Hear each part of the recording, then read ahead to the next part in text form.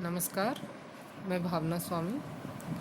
Assistant professor of Rajasthan शिक्षा महाविद्यालय, Brahmpuri, Jaipur.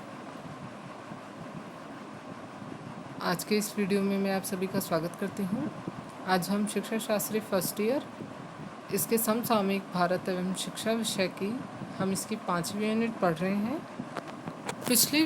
Unit में हमने एक नया टॉपिक स्टार्ट किया है जहाँ पर हम कोठारी आयोग को पढ़ रहे हैं। तो पिछले वीडियो में हमने कोठारी आयोग की नियुक्ति, इसके परिचय और इसके गठन के कारण और उद्देश्यों के बारे में बात की है। इसी क्रम में आज हम बात करने जा रहे हैं कोठारी आयोग के जो इसके द्वारा जो शिक्षा के संबंध में या शिक्षा के क्षेत्र में जो आयोग ने जो सुझाव या सिफारिशें दी है उसके बारे में। तो ये एक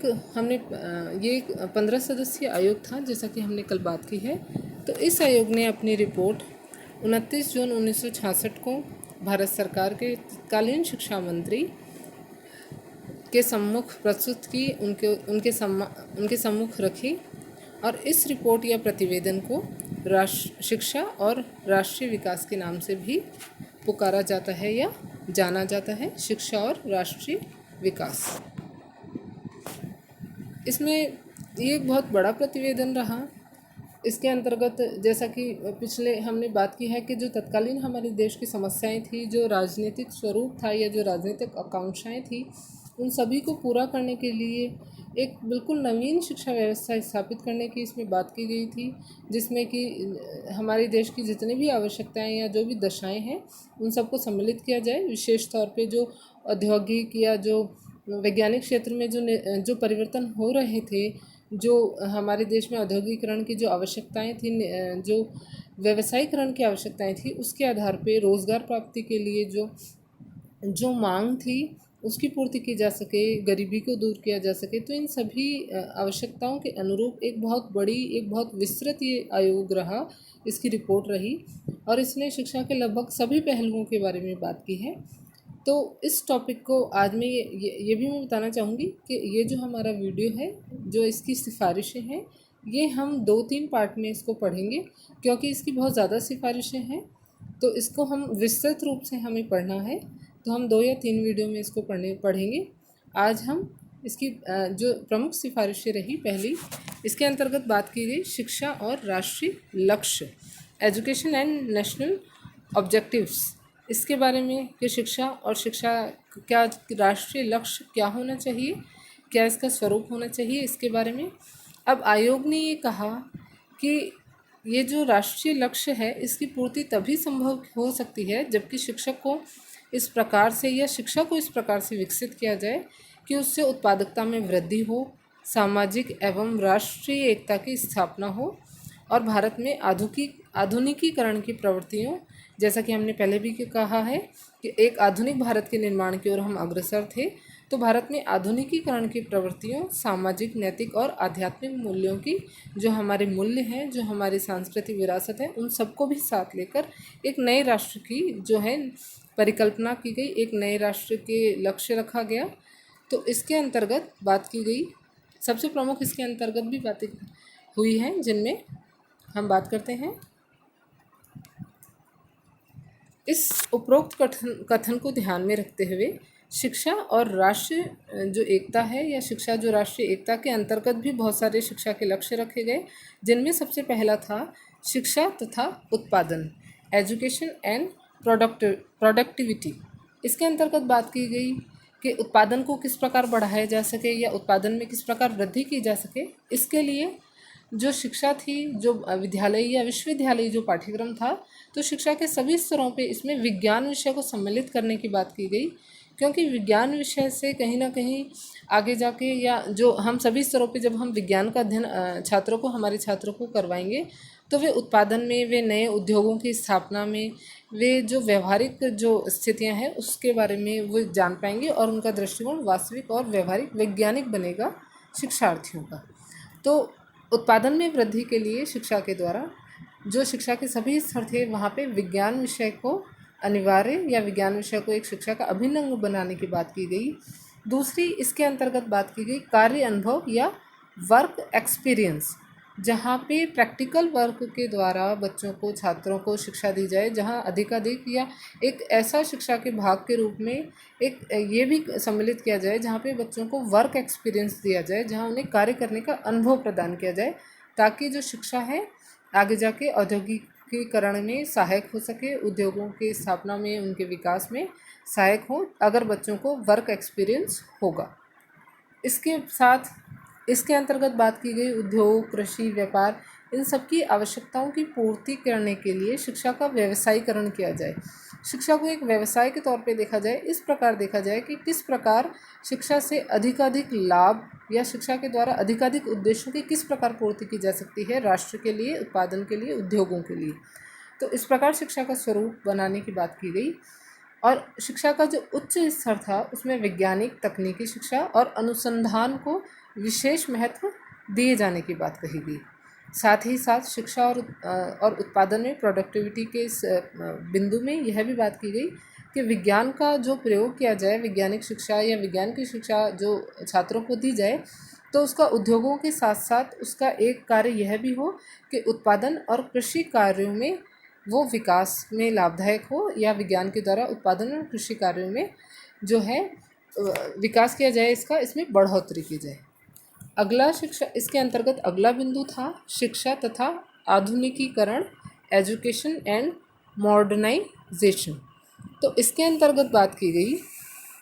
कि अब समाज हमारा आधुनिकीकरण एक नए स्तर में जा रहा है, एक नई दुनिया में प्रवेश करने के लिए हमारा देश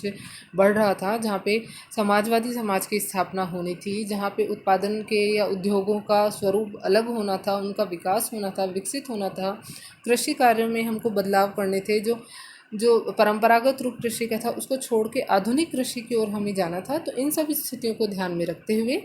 शिक्षा और आधुनिकीकरण, मॉडर्नाइजेशन के अंतर्गत बात की गई कि छात्रों की जो जिज्ञासा के द्वारा उनकी अभिरुचियों में, उनकी मनोवृत्तियों में उनको मूल्य प्रदान किए जाए और उनमें विभिन्न प्रकार के कौशलों को विकसित करने का प्रयास किया जाए। और आधुनिकीकरण के लिए तकनीकी ज्ञान का प्रयोग कक्षाओं में किया जाए। कक्षाओं में इस प्रकार अध्ययन अध्यापन की क्रियाएं हो कि उन्हें तकनीकी ज्ञान दिया जाए। इसके साथ ही आगे बात की गई कि शिक्षा के माध्यम से जो छात्र हैं, जो व्यक्ति हैं, उनमें स्वतंत्र चिंतन, अध्ययन और स्वतंत्र निर्णय लेने की प्रवृत्तियों का भी विकास किया जाए। साथ ही साथ छात्रों में उचित दृष्टिकोण और मान्यताओं का भी विकास किया जाए, ताकि वे व्यवहारिकताओं को और साथ ही साथ हमारी सांस्कृतिक मान्यताओं को भी समझें। तो इस प्रकार आधुनिकीकरण के इस लक्ष्य के अंतर्गत शिक्षा जो अध्यापक रहे, जो छात्र रहे कक्षागत, उनका मानसिक स्तर व्यवहारिक, उनके दृष्टिकोण को बहुत वृहद और विस्तृत किए जाने की बात की गई। उन्हें स्वतंत्र निर्णय लेने के सक्षम करने की बात की गई। इसमें अगला बिंदु है सामाजिक तथा राष्ट्रीय एकता, सोशल एंड नेशनल इंटीग्रेशन। अब इसके अंतर्गत बात की गई कि किस प्रकार शिक्षा के द्वारा समाज और राष्ट्र में एकता स्थापित की जाए, छात्र कक्षागत कैसा ऐसा माहौल दिया जाए, छात्रों को किस प्रकार की ऐसी शिक्षा की दी जाए कि हमारे देश में एकता स्थापित हो। इसके लिए सबसे पहली बात की गई कि जो सार्वजनिक शिक्षा का विकास किया जाए और ऐसी व्यवस्था की जाए कि सामान्य विद्यालय प्रणाली या कॉमन स्कूल सिस्टम को अपनाया जाए, जहाँ पे सभी बच्चों का एडमिशन है बिना किसी भेदभाव के, बिना किसी भेद के, और सामान्य एक विद्यालय प्रणाली हो जहाँ पे सबका एडमिशन हो, कि कोई भेद नहीं हो, एक निःशुल्क हो और अन्य व्यवस्थाएं की गई। इसके अलावा जो शिक्षा है उसके समस्त स्तरों को समाज और राष्ट्र सेवा से जोड़ दिया गया कि जो शिक्षा है ये समाज का, राष्ट्र का एक कर्तव्य है, तो शिक्षा का ये अनिवार्य अंग है जो हमारे राष्ट्र का, तो सभी को दी जानी आवश्यक है। और इसके साथ ही साथ इसमें एक बात और कही गई कि प्रत्येक जिले में श्रम और सामाजिक सेवा शिविरों की स्थापना की जाए और इनका आयोजन किया जाए, जहाँ पे हर छात्र को, प्रत्येक छात्र को जहाँ पे उनकी उपस्थिति अनिवार्य हो।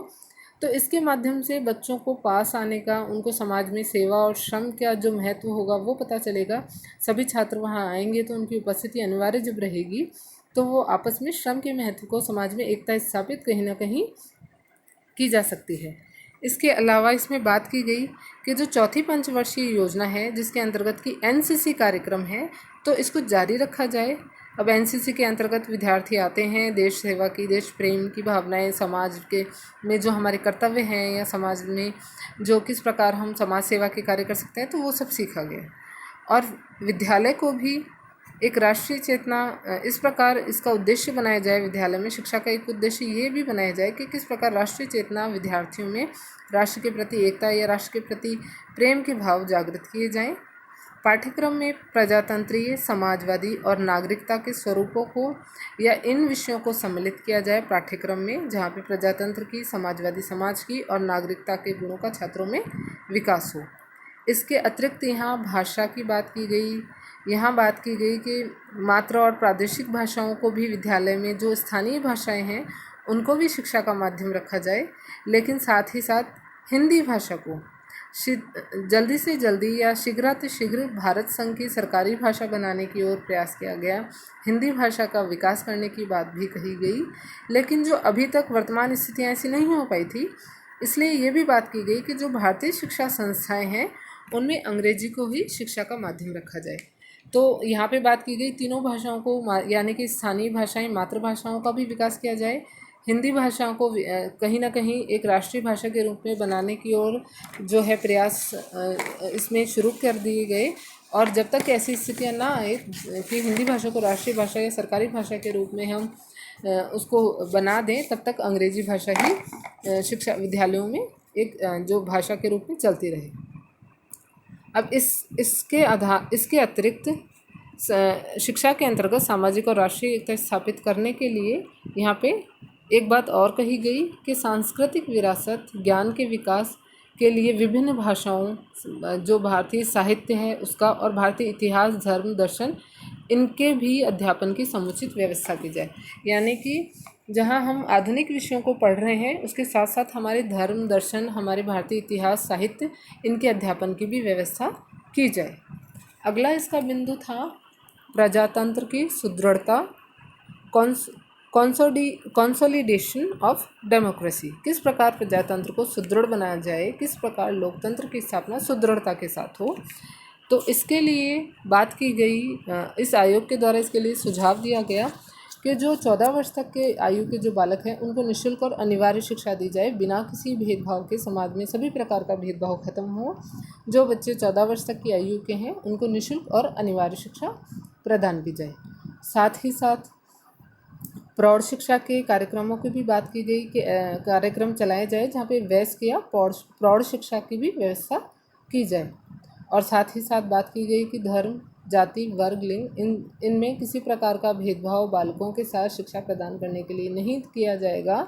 समान रूप से सभी को शिक्षा के समान अवसर प्रदान किए जाने की आवश्यकता कही गई, जिससे कि प्रजातंत्र में सुदृढ़ता या जो लोकतंत्र है उसमें मजबूती लाई जाए। इसके अलावा अगला बिंदु है सामाजिक, भौतिक व आध्यात्मिक मान्यताओं का विकास, development of social, moral and spiritual values. किस प्रकार शिक्षा के माध्यम से हमारे देश में, हमारे समाज में जो सामाजिक, भौतिक और आध्यात्मिक, जो हमारी सांस्कृतिक, जो हमारी विरासत है, जो हमारी धरोहर है, हमारी मान्यताएं, वो भी बनी रहे, बच्चों में, आगे आने वाले जो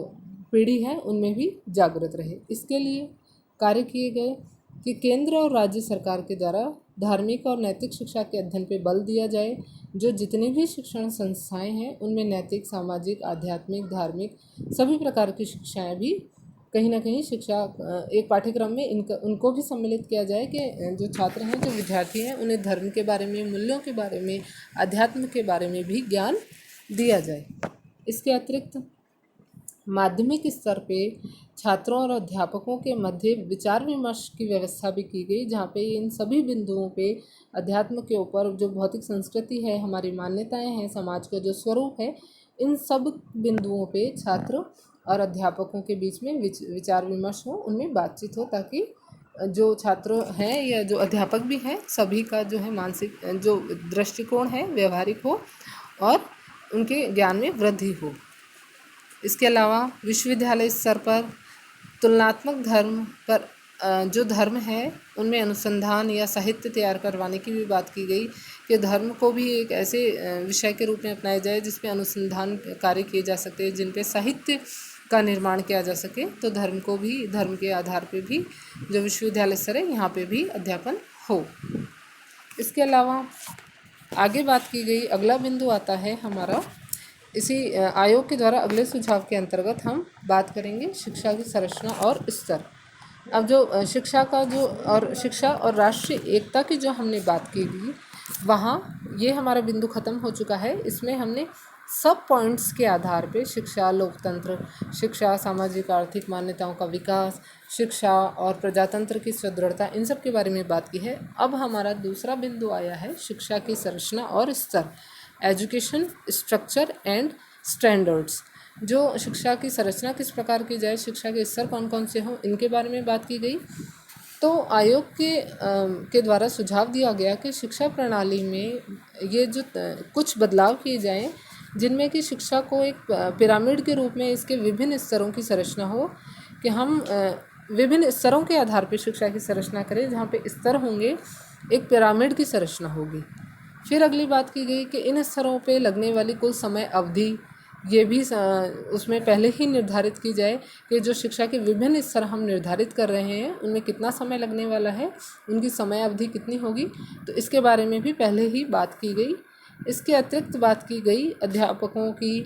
पाठ्यक्रम की, शिक्षा प्रणाली और मूल्यांकन, इन सभी के बारे में भी पहले ही मापदंड निर्धारित कर दिए जाएँ, पहले ही इनके बारे में व्यवस्थापन हो,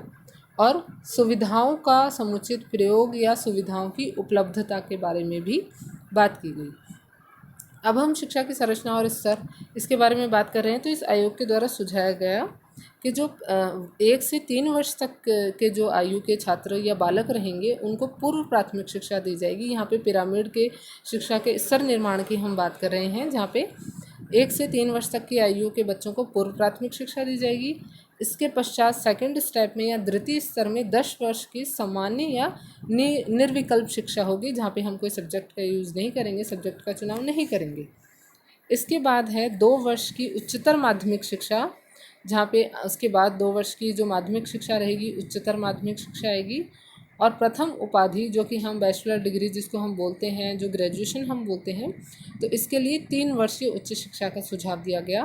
कि इसके बाद जब उच्च शिक्षा या उपाधि की या डिग्री लेने की जब बात की जाए, तो वो 3 वर्ष का एक पाठ्यक्रम होगा जिसके अंतर्गत की बात की जाएगी। और आज मैं जब ये वीडियो बना रही हूँ, तो कहीं हमारे प्रधानमंत्री जी के द्वारा अब फिर से 2020 में 34 सालों के बाद एक नई शिक्षा नीति की बात की जा रही है, जिसमें ये जो सारी व्यवस्थाएं हमारे जो अभी तक चलती आ रही थी, पढ़ाई के जो स्तर चल रहा था, उसमें परिवर्तन की बात हो रही है, जो कहीं ना कहीं आगे आने वाली भविष्य की कक्षाओं में हम पढ़ेंगे, ज़रूर पढ़ेंगे, इसके बारे में बात करेंगे। अब आज का मेरा ये जो प्रयास रहा, हमने कोठारी आयोग की अनुशंसाएं पढ़ी है, जिसके हमने 2 ही बिंदु आज पढ़े हैं, क्योंकि मैंने कहा कि ये बहुत विस्तृत है। तो आगे का जो मैटर है या जो आगे की जो बात वीडियो है, आगे के जो बिंदु हैं, उसके बारे में हम अगले वीडियो में चर्चा करेंगे। मैं आशा करती हूँ मेरा प्रयास आप सभी लोगों के लिए लाभकारी रहा होगा। आगे आने वाली वीडियो तक के लिए नमस्कार, धन्यवाद।